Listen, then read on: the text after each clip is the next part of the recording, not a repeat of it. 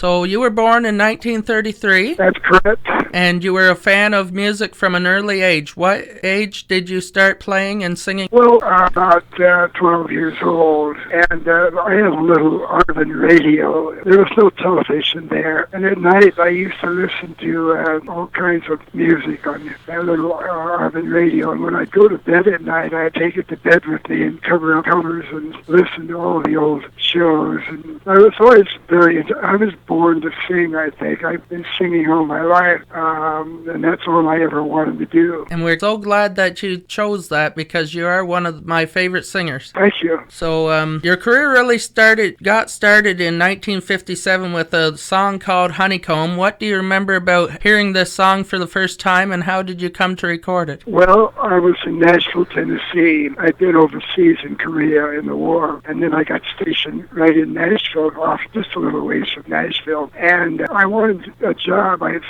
that time, I was playing guitar, and I also played piano. I knew how to work, bars and so on. When I got out of school, when I was about 18 years old, I was working in different clubs, because you could do that at that time. And everybody liked my music, and the boss of the little bar down in Nashville, his wife told me, well, I was singing on the weekends, and she said, we've got a great song that we heard the other day, and she said, I bought a copy of it. So I listened to Honeycomb at their house, and I started singing the song in the bar, and everybody would ask for Honeycomb. And so when I had a chance to start recording, that was the first thing I thought about. I went to New York and didn't have any money, my wife and I, and so I started walking around, the towns, and I found out about Roulette Records, which was just down the street from our hotel. And I walked down and went in and talked to these guys. They said,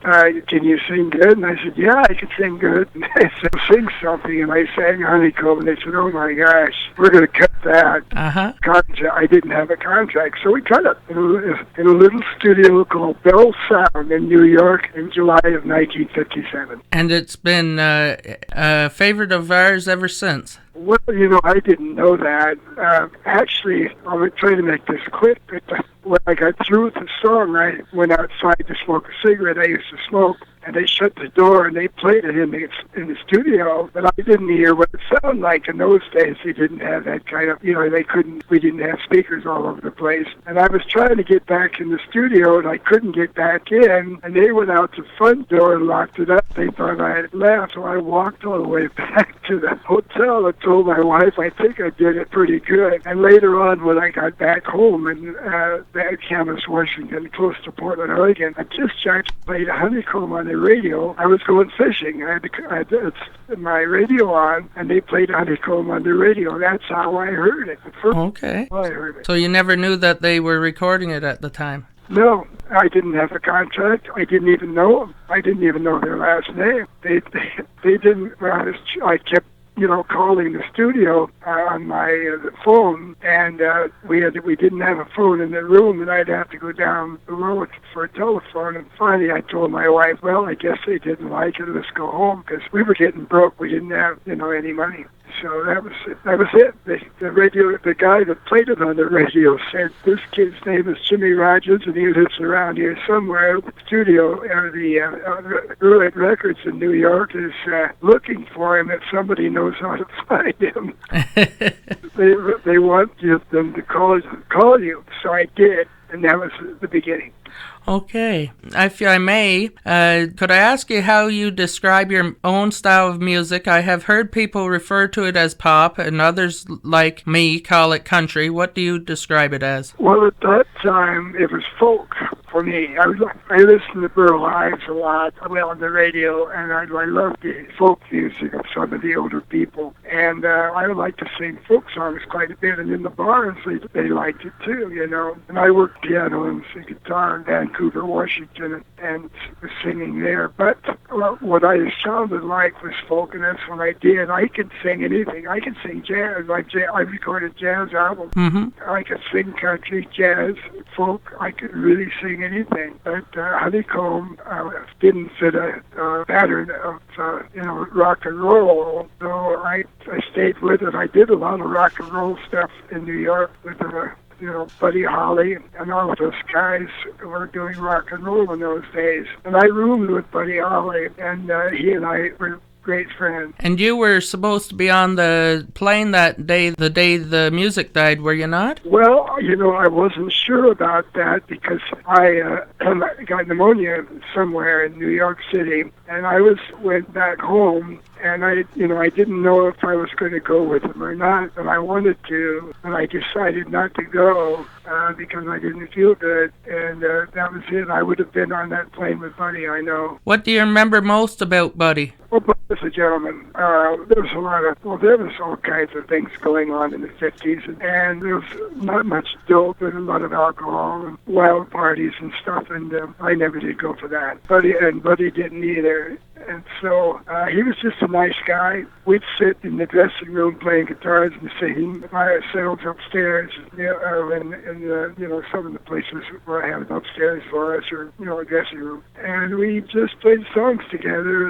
and he was just a great guy. Really, I tell you, I cried when I cried, boy. When that happened, that for all of them, that was a terrible accident. Yes, sure was. Yeah, he was a legend then, and he's a legend now. So your style of background music always fascinated me. Where did the Jimmie Rodgers sound originate from? I always loved the rumba style beat. Well, there was an old Jimmie Rodgers who died the year I was born, and he won, I think he won RCA or something, and he had that kind of a style, but I didn't know that there was even another Jimmie Rodgers. I wasn't named after him. I was named after my uncle. But my hands are small, and they fit, but they're small, and I play the guitar tuned the right way that everybody tunes. I couldn't put my fingers in the strings without hitting a different string. So I tuned my guitar to one chord, and then I could take my thumb and run my thumb up and down the guitar, and that would play chords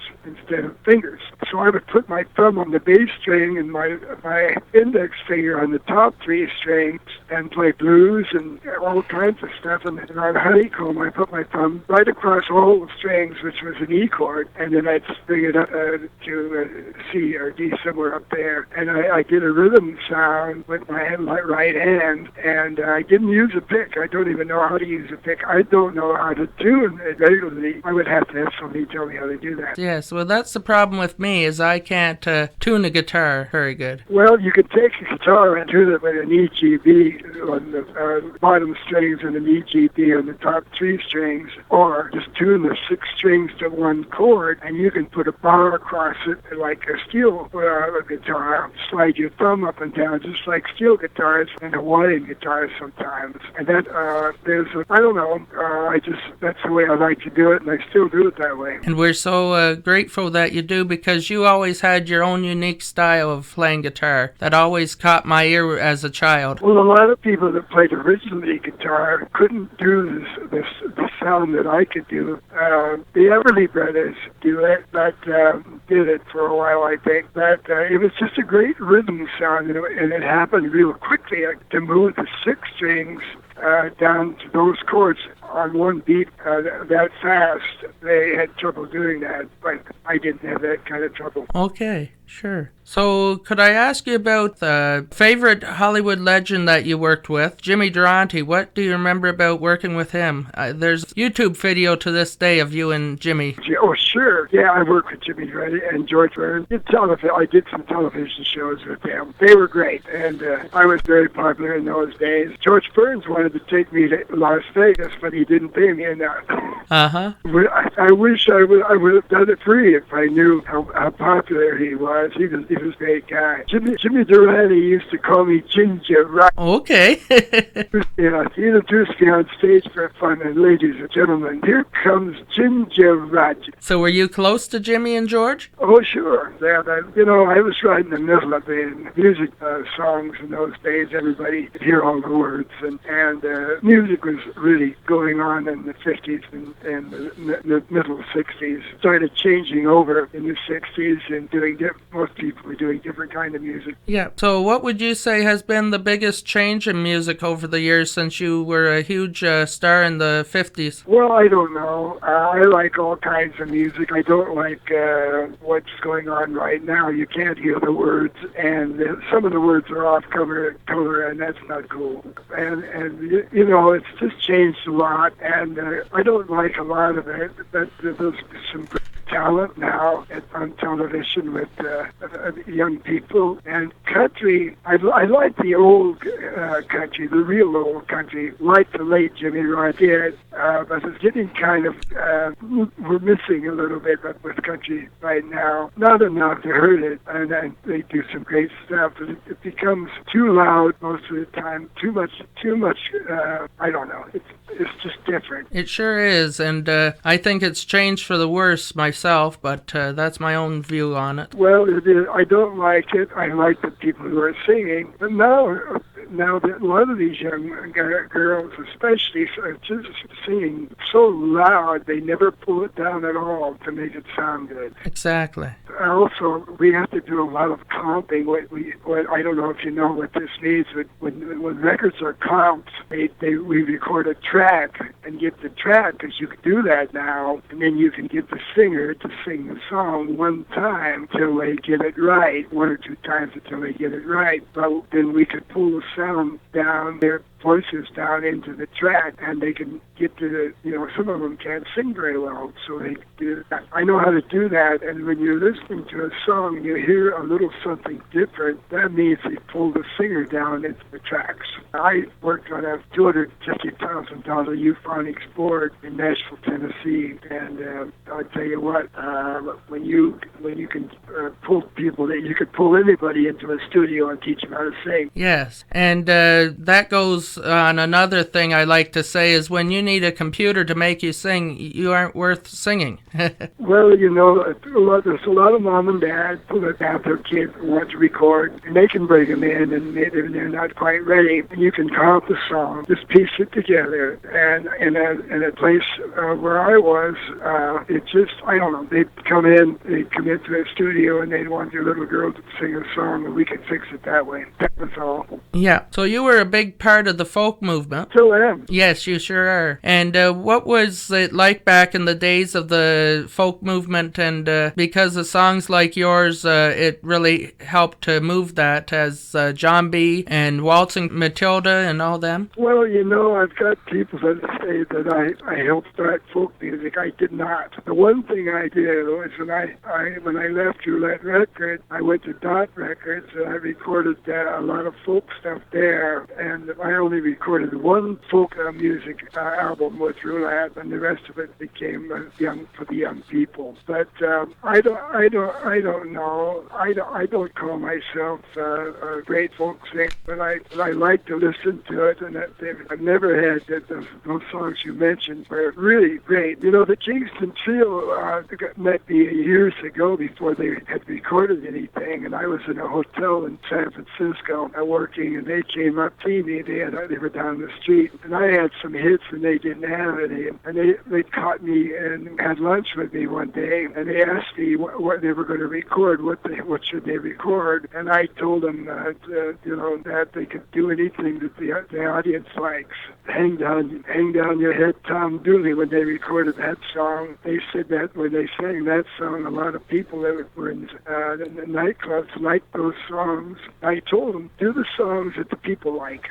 Don't try to record anything. Do the songs that the people like, and keep it that way, and don't put too much instrumentation behind it. Do it with your own people. And acoustically. Yeah, and I still do that. I used to love to go to small places, pull out the guitar and sit down in a little room with like 100 people there and play the guitar and sing. Just a great fun. Yeah. So your career was halted close to 20 years due to an attack. Could you tell us about that? I was hurt pretty bad. that, and I had 3 major brain surgeries in the 60s. I was working in L.A., or actually not in L.A., but in Hollywood. I was working on some stuff in the studio there, and when I went home at night, I was driving my car across the valley, and the car pulled up behind me and blinked its lights, so I pulled off the road, stopped. I thought it was a cop, and late in the morning, early in the morning actually, about 2 o'clock, I pulled off the freeway on the side road, and the car pulled up, blinked its lights, and I stopped, and this guy walked up to my window, and I thought it was my conductor. He was following me, and it wasn't my conductor. It was some guy standing there, so I rolled the window down, and he said, "Are you drunk?" And I said, "No." And he said, "You're weaving all over the road." I said, "Well, the wind is blowing really hard." I said, "Who are you?" He said, "I'm a cop." And I said, "Well, you don't look like a cop. You're driving," he's in a Volkswagen with the lights on, and just standing there, and he hit me through the window, and I put up my right arm, and he broke my wrist, and then he hit me again, and then he pulled me out of the car, and I don't know whatever happened after that.